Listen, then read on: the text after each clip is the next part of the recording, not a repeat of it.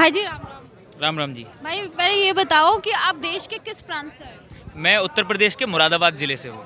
तो मुरादाबाद जिले से हो, आप यूथ हो, लेकिन आपको भी आंदोलन में आना पड़ा, वजह क्या लगती है? देखिए, वजह यही यही है कि हम देश के नागरिक हैं और हम देश से अलग नहीं हैं। जब भी देश का किसान तबका, जो देश में सबसे बड़ी जनसंख्या में है, लगभग 75% आबादी देश की सीधे तौर पर खेती से जुड़ी हुई है और खेती के ऊपर निर्भर है, और उसका कोई दूसरा आय का कोई स्रोत भी नहीं है। तो ऐसी विशाल जनसंख्या पे अगर संकट आएगा तो देश पे संकट है। अगर किसान देश से खत्म हो रहा है तो देश खत्म हो रहा है। तो मैं भी एक किसान भी हूँ, मेरे घर में भी खेती होती है, ये भी एक कारण है। और अगर मैं किसान ना भी होता तब भी मैं इस आंदोलन से जुड़ता, क्योंकि किसान की रक्षा जो देश करता है, लाल बहादुर शास्त्री जी ने एक नारा दिया था, जय जवान जय किसान। उसका सीधा सा मतलब था कि जवान सीमा की सुरक्षा करता है और देश का किसान देश के पेट की सुरक्षा करता है।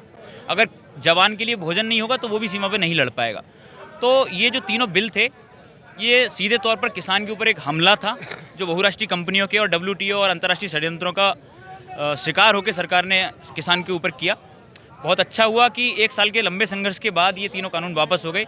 लेकिन अब किसान उस स्थिति में खड़ा है जो स्थिति किसान की 1.5 साल पहले थी।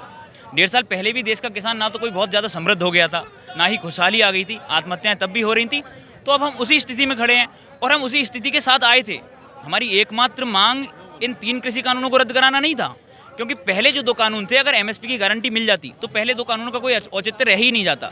तो हमारी मुख्य मांग तो MSP की गारंटी का कानून था, और MSP की गारंटी का कानून भी स्वामीनाथन आयोग की सिफारिशों के आधार पे जो MSP का फार्मूला दिया गया है, उस फार्मूला के आधार पे MSP तय हो और उसकी गारंटी हो, ये हमारी मांग है। इसलिए हम लोग इस आंदोलन में जुड़े हुए हैं। आज की तारीख है 26 नवंबर, जी। संविधान दिवस भी कहा जाता है आज के दिन को। तो आपको कहीं ना कहीं लगता है कि जो आपके हक हैं उन पर उनका हनन हुआ, या उनको देखिए, मेरे लगने और ना लगने से तो खैर देश में क्या फ़र्क पड़ेगा, लेकिन अब से 3-4 साल पहले सुप्रीम कोर्ट के 6 जजों ने ये बात कही थी कि पिछले 3 सालों में इस देश से लोकतंत्र को ख़त्म किया जा रहा है। बहुत सारी निजी संस्थाएं, जिसमें यूनाइटेड नेशन शामिल है और भी बहुत सारे लोग हैं, वो अपनी अपनी रिपोर्ट समय समय पर देते रहते हैं। निश्चित तौर पर इस देश के तमाम लोगों का अधिकार छीना जा रहा है, उनको स्वतंत्रता से वंचित करने की कोशिश की जा रही है। आप जो इतना आक्रोश देख रहे हैं पिछले कुछ सालों से, ये उसी चीज़ का परिणाम है। बड़े आशा के साथ मतलब लोग देख रहे थे इस सरकार को, लेकिन 4-5 साल तक वो देखते रहे ये लोग करेंगे क्या।